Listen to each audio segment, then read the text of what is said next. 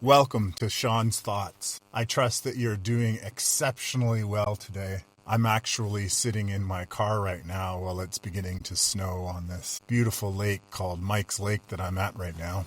Actually, I just arrived here hoping to find snow, and when I arrived here, because it started snowing this morning, when I arrived here, the snow had all stopped, and so I had the opportunity to do some of my no thing videos. And yeah, as I set the camera up on this magnificent moss covered tree and snow there, it started to snow again. So I luckily ran back to my car because it's really cold. And so now you're joining me here with all this snow, moss, and beauty.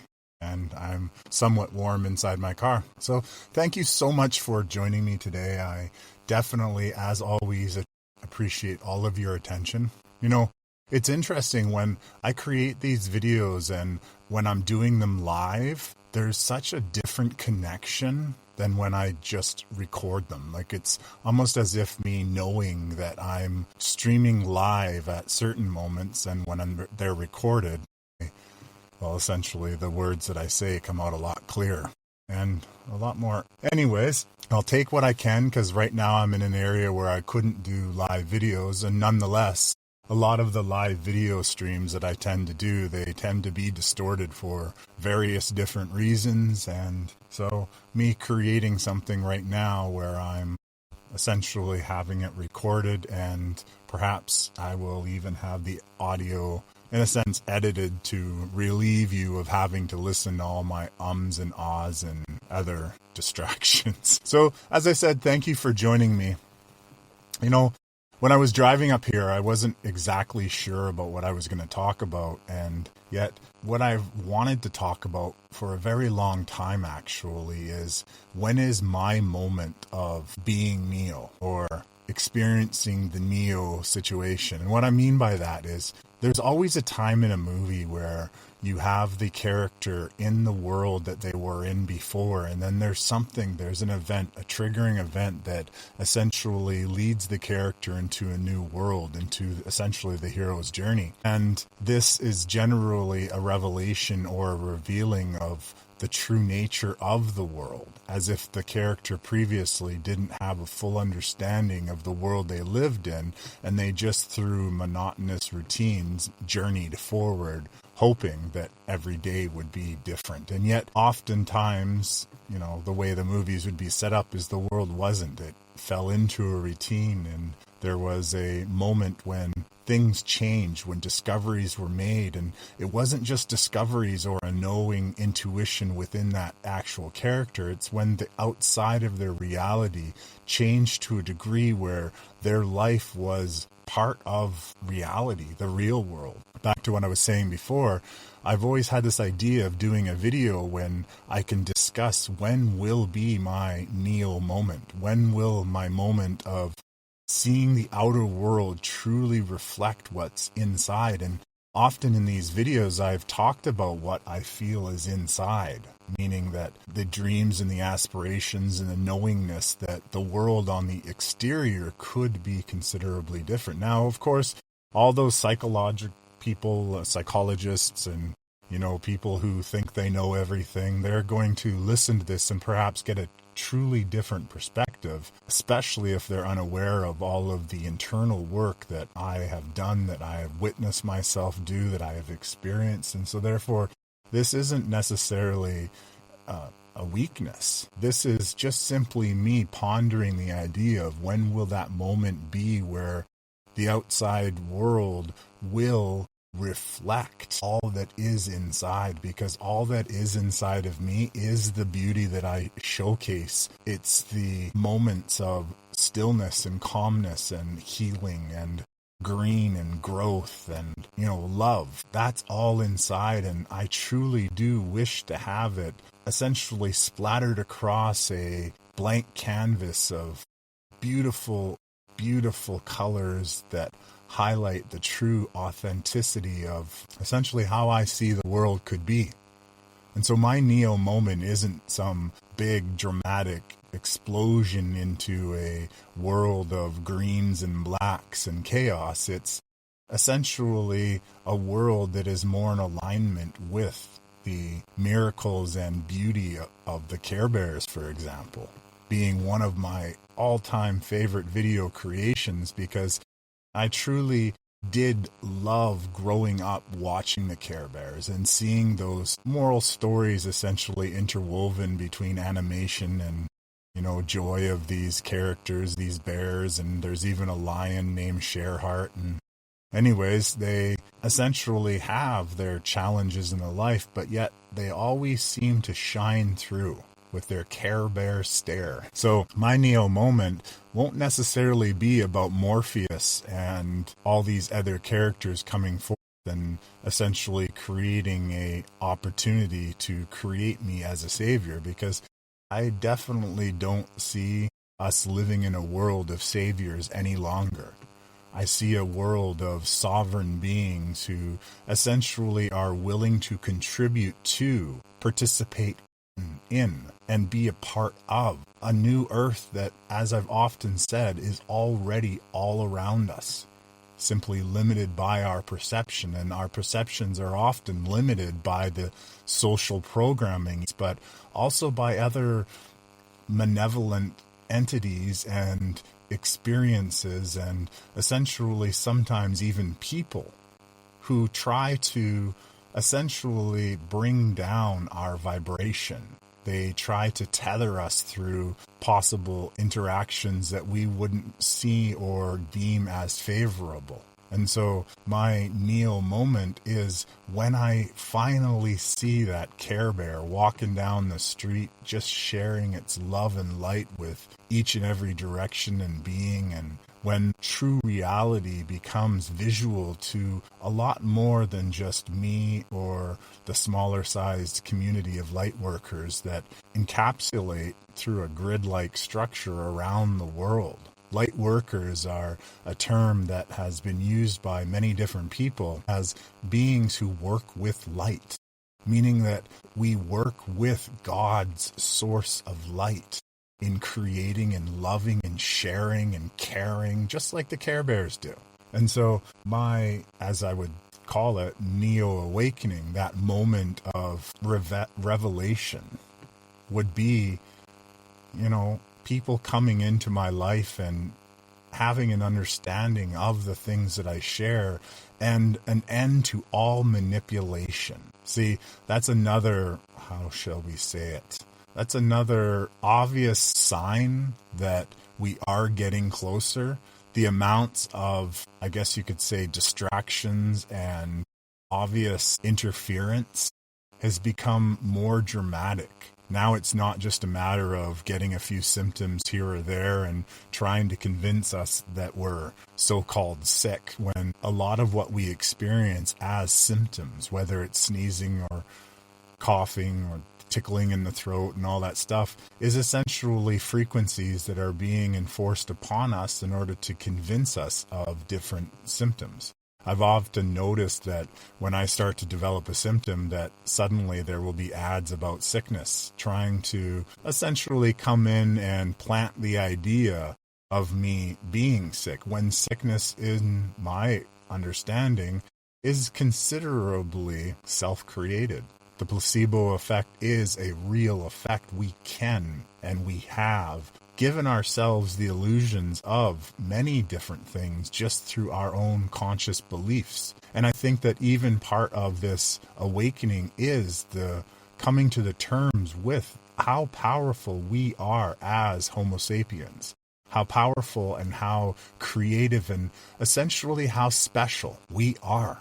And that's not ego talking. That's the realization and the awareness of our true selves, our authentic selves, that creativity is definitely a monumental importance within the human nature, within human experience. As children, we are often very creative, and then we get parents who are telling us to be less creative, who are telling us that creativity isn't going to make us money, and essentially they thwart us. They thwart our desire to simply just play and be creative. playing in creative is not just a learning tool that you add in a Montessori class or some other new formed style of creative, and playfulness is essentially a fundamental and growing aspect of the process of learning. Through play, we can even learn conflict resolution, learning how to play in groups and with other people.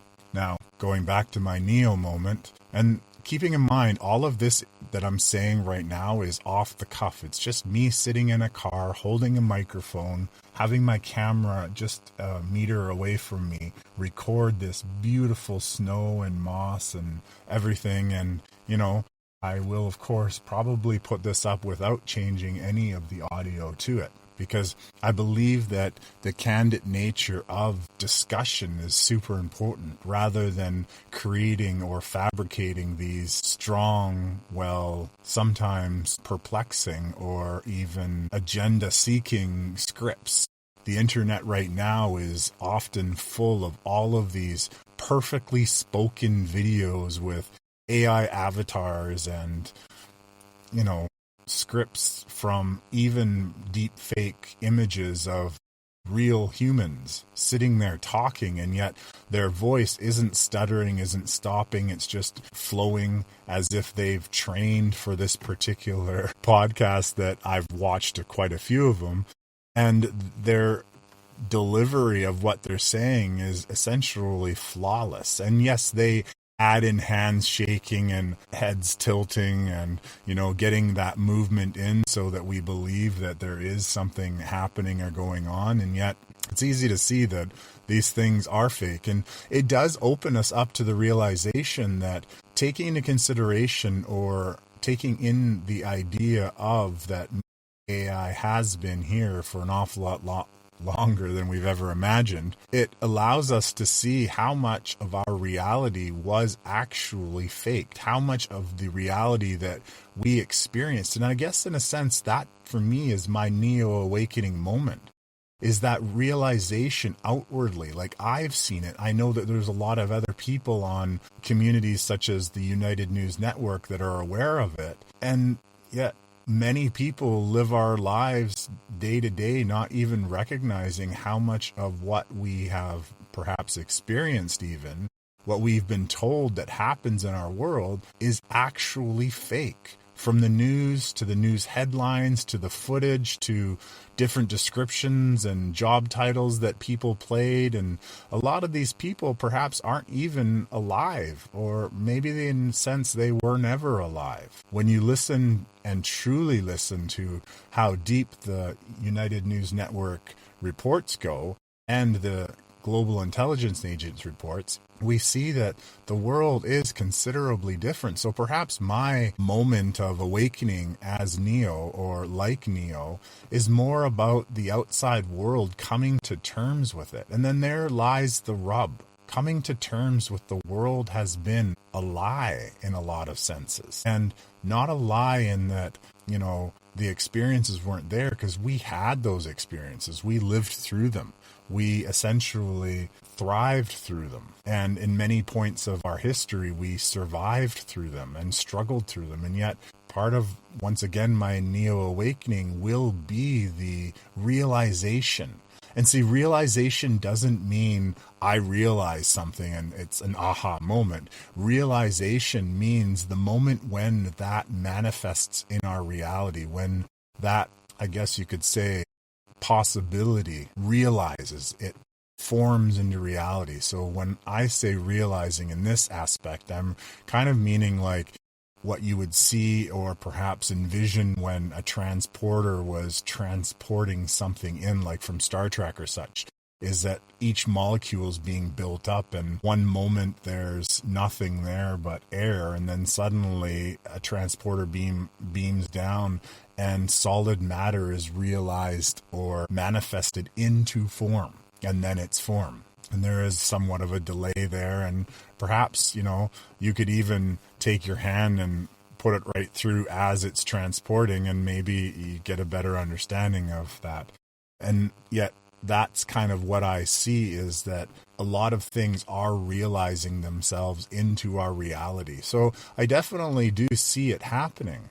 And I truly just wish to continue doing what I'm doing and sharing what I'm sharing without all of the manipulation and the censorship and the suppressing and the obstacles and distractions. And let's just get rid of all that stuff. So anyone who's listening to this that perhaps has the ability to turn off any type of program or technology or really anything that is distracting or thwarting creative Homo sapiens efforts in helping manifest or bring into reality the beauty that is on the horizon right now, that's all around us every moment of the day, and yet we often miss it simply because we are distracted, that we all have these ideas that things have to be perfect. I came out to this lake today called Mike's Lake because I recognize that it's winter time and all the foliage and all the leaves are missing, and yet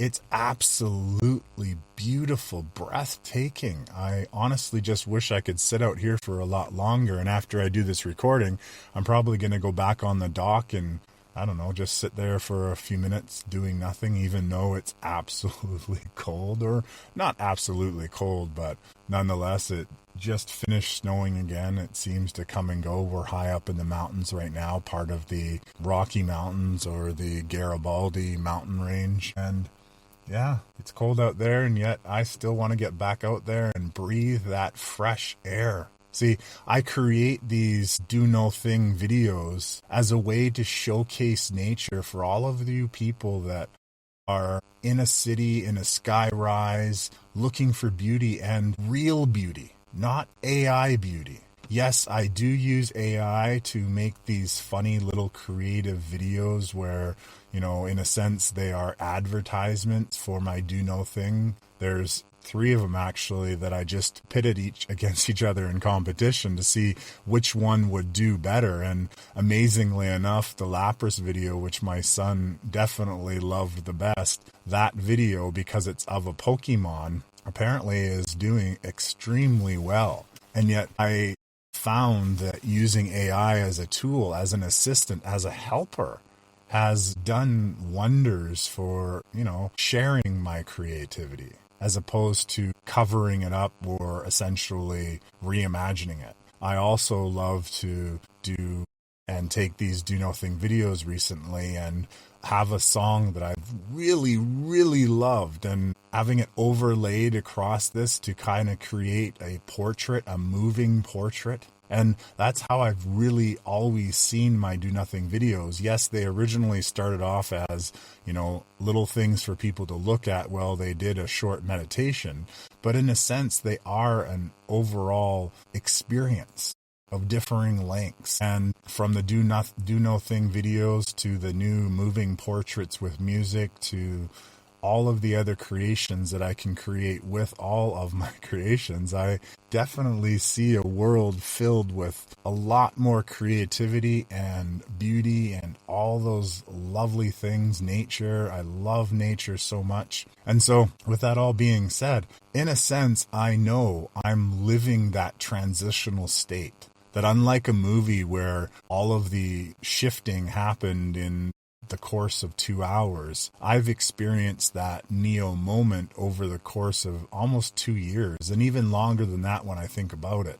When I look back at all the different, essentially, turning points, pivot points, disclosures and revelations and all that stuff, I've been living that moment, and yet that's why we are here. And when I say we, I mean you, the person who's listening to this. If you're here, beyond the fact that there's obviously a reason, and that of course we resonate in frequency so that we're even able to meet at this point, it's also that you yourself and you have probably come across a lot of different moments when, you looked out at the world and things didn't make sense. And that's essentially how I look out at the world too, is a lot of things that I see, they don't make sense. And yet when we recognize that perhaps there are 2 different timelines that are existing and coexisting at the exact same moment, and yet not everyone who's on the lower timeline is even able to see what's on the higher timeline. We're coming to that crunch point, I imagine, where Bashar had talked about, Carrie Kay had talked about, many other people have talked about. Yes, I'm dropping names, but they've often spoken about this time where we would get to a point where the one lower timeline would be going its way and the higher timeline would be going its way, and not necessarily about higher and lower, but the fact that these two timelines would be diverging, and we would come to a point where, as Bashar claims, there would be somewhat of a translucent wall between the two timelines. And although you could essentially, from the higher perspective, see down into the lower perspective, it would be getting to the point where the lower perspective could no longer could no longer truly interfere with the higher timeline. Now, I definitely see that there is an interference factor playing out, and yet it's an interference factor that I would say that most people are helping co-create themselves, listening to news broadcasts and headlines and stories that are outside of their own personal reality that exists around them, and then reacting to those issues, hearing those headlines in the news, and then essentially focusing their attention on whether or not that they liked it, or they were for it or against it, or whatever reflections they had. But the more that they focused on it, drawing those actual issues into their own reality, and in a sense that is the transport point from the lower to the higher, is that we pull it in by focusing on it. But at the same time, unknowingly to most people, we're also pulling ourselves down with that lower vibration. And while we, most of us anyways, don't fully understand it, I guarantee you that the beings that are on the lower timeline that are trying to pull more of us towards their possibility of their potential future, they're aware of it, and they're doing it with purpose. See, too many people on this planet, I feel, have this idea that, things are just coincidences. They're accidental. Oh, he didn't mean to do that. And there's a constant excusing of the things that happen in our lives that trigger us and pull us down, when a lot of the world, I believe, and this is simply my opinion only, a lot of the world is consciously created, knowingly or unknowingly, and an awful lot of the negative things that do happen in our lives are knowingly created, whether they're co-created by us through programs and manipulation, or there's an actual entity standing right beside you laughing as something bad happens to you because you're expressing an energy or an emotion that it would choose perhaps to desire to consume. And so it's enjoying the fact that they're pulling you down. And that's kind of another part of the Neo moment that I imagine to see, is I imagine seeing more of what truly is around us. For instance, I've always talked about the Sasquatch, for example. I do believe they are real. We're unable to see them simply because they exist in a higher frequency.